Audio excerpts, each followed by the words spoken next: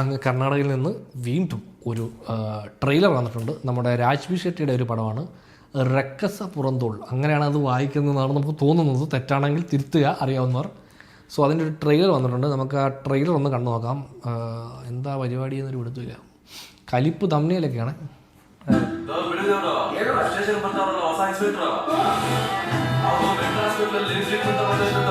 ഓ ഭയങ്കര ബഹളമാണല്ലോ.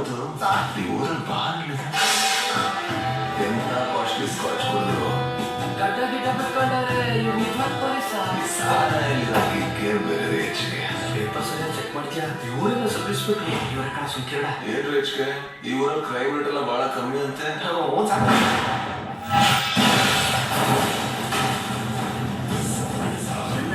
ಮೂರು ದಿನ ಆಗಿದೆ. ಇಡೀ 3 ಜನ ಎಲ್ಲ ಎಳ್ಕೊಂಡಿದ್ದಾರೆ. ಶೋಭಾ ಸಾರಿಗೆ ಬಲವಾಗಿ ರಾಣಿಂದ ಹೊಡೆದಿದ್ದಾರೆ.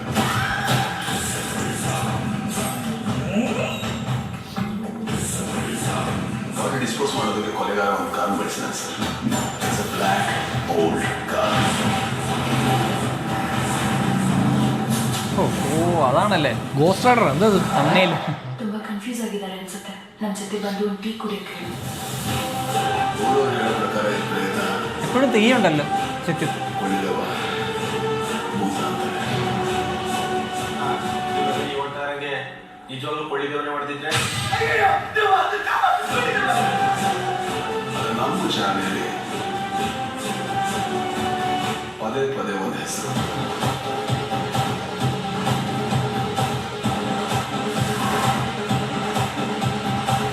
ರಿಪೀಟ್ ಆಗ್ತಾ ಇತ್ತು ಸರ್.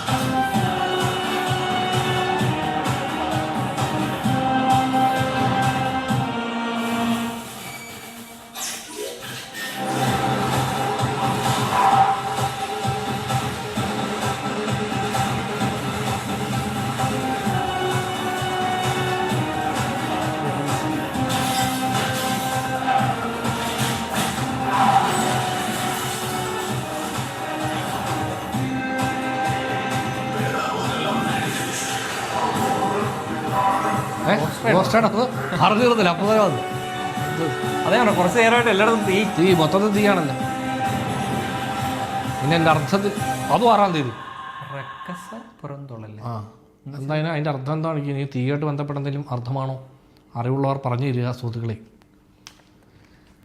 ഒരുപാട് സംഭവം നടക്കുന്ന പോലെ അല്ലേ ടീസർ ട്രെയിലർ തോന്നുന്നേ പടത്തിന്റെ പേസ് ഇങ്ങനല്ലേ. ഇത് ടീസർ പറപ്പറപ്പായി ഇറക്കട്ടു പറഞ്ഞിട്ട് കട്ട് ചെയ്ത് കാണുമ്പോൾ ഇങ്ങനെ ഒരുപാട് സംഭവം പടത്തിൽ ഉണ്ടാവണം. അന്ന് ആൾക്കാരെ പെട്ടെന്ന് ഇത് അട്രാക്ട് ചെയ്ത് കാരണം റാമ്പിങ്ങിന്റെ ബഹളം എല്ലാം ഇങ്ങനെ ഓടിച്ചും വിടുവാണ് കട്ടും ഭയങ്കര. അതുകൊണ്ട് ട്രെയിലറിന് താളമൊന്നുമില്ല. ഇങ്ങനെ ഒരുപാട് സംഭവങ്ങൾ ഇങ്ങനെ വെറുതെ ഇങ്ങനെ കട്ട് ചെയ്ത് ഇങ്ങനെ ടക്ക് അടിച്ചു കൂട്ടി വെച്ചിരിക്കുകയാണ്.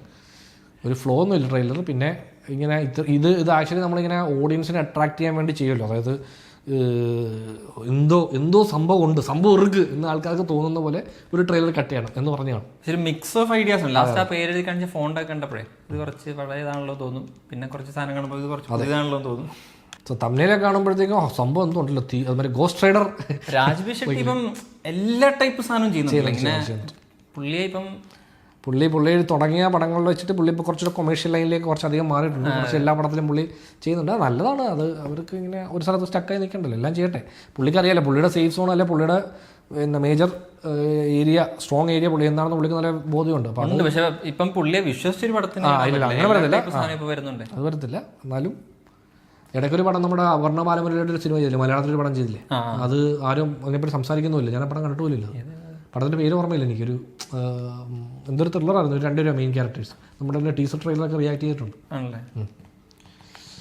സോ അപ്പം ഇതും 6-ാം തീയതി, ഫെബ്രുവരി 6-ാം തീയതി കുറച്ചധികം പടങ്ങൾ റിലീസാവുന്നുണ്ട്. ഒരു മേജർ റിലീസ് ഡേറ്റ് ആണെന്ന് തോന്നുന്നു. അപ്പോൾ നോക്കാം. ഇവിടെ ഇനിയിപ്പം ഇതിന് വേറെ ലാംഗ്വേജ് ഒന്നും പറഞ്ഞില്ല. ഡബ്ബൊന്നും പറഞ്ഞില്ല. കന്നഡയാണെന്ന് തോന്നുന്നു പ്യുവർ അല്ലേ. വേറെ ഡബ്ബ് വേർഷൻ ഒന്നും ഇല്ല. പടത്തിന്റെ ഇതനുസരിച്ചായിരിക്കും. നല്ല പടം ആണെങ്കിൽ ഡബ് ചെയ്യും. പ്രത്യേകിച്ച് പുഷ് ചെയ്യാൻ മാത്രമേ രാജ്ബി ഷെട്ടി ഒഴിച്ച് നിർത്തിയാൽ. അതെ അങ്ങനെ ഭയങ്കര എക്സൈറ്റിംഗ് ആയിട്ടുള്ളൊരു സംഭവം അല്ല. അതുകൊണ്ട് പിന്നെ അവർ വിജയിക്കുകയാണെങ്കിൽ അവർ ചിലപ്പോൾ അതെ അങ്ങനെ ഈ സൂഫ്രം സൂ അങ്ങനല്ലേ, പടം ഇറങ്ങി അതിനൊരു പോസിറ്റീവ് റെസ്പോൺസ് വന്ന സമയത്ത് അപ്പം തന്നെ ഒരു പാരലലി അത് ചെയ്ത പോലെ. അപ്പോൾ ഇതിന് റെസ്പോൺസ് നോക്കിയിട്ടായിരിക്കും അവർ ഇതിനെ ഡബ് ചെയ്യാനുള്ള തീരുമാനമൊക്കെ എടുക്കുന്നത് തോന്നുന്നു. നോക്കാം.